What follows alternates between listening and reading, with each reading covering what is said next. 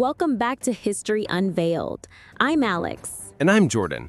Today we're discussing President Jimmy Carter's complex relationship with the Arab American community and the Palestinian issue during his administration. It's a fascinating story. In December 1977, Carter met with leaders of the Arab American community for the first time in history. Wow, this was a significant moment. Absolutely. The Arab American delegation aimed to counter the shift towards Egypt over Palestine by demanding the PLO's participation in the diplomatic process. But their efforts fell on deaf ears. The PLO was seen as a terrorist organization since it refused to recognize Israel or accept Resolution 242. This exclusion from the peace process was a major hurdle. Right. Despite AIPAC's formidable influence, there was a small nucleus of support for Palestinians within the Democratic Party. This opened lines of communication with the PLO for the first time. Wow. Absolutely.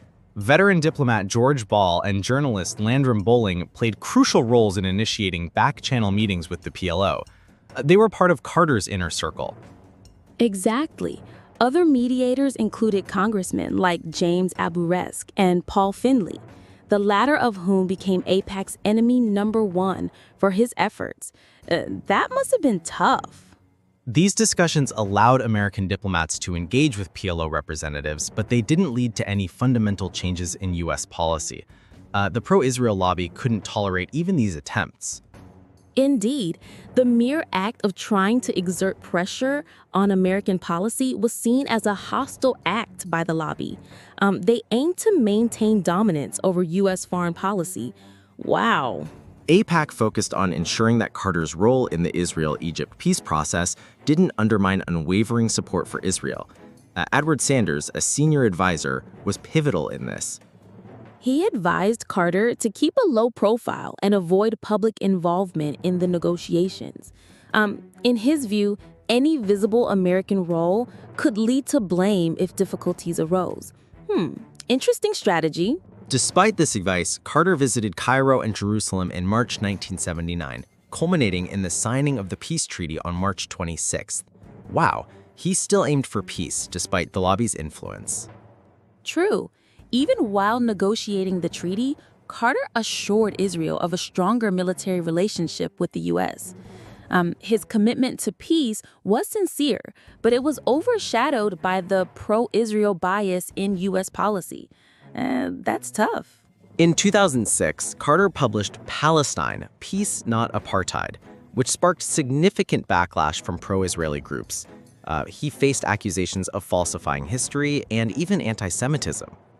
Yes, the term apartheid was controversial at the time, and Carter's book reflected his ongoing concerns about the Palestinian plight.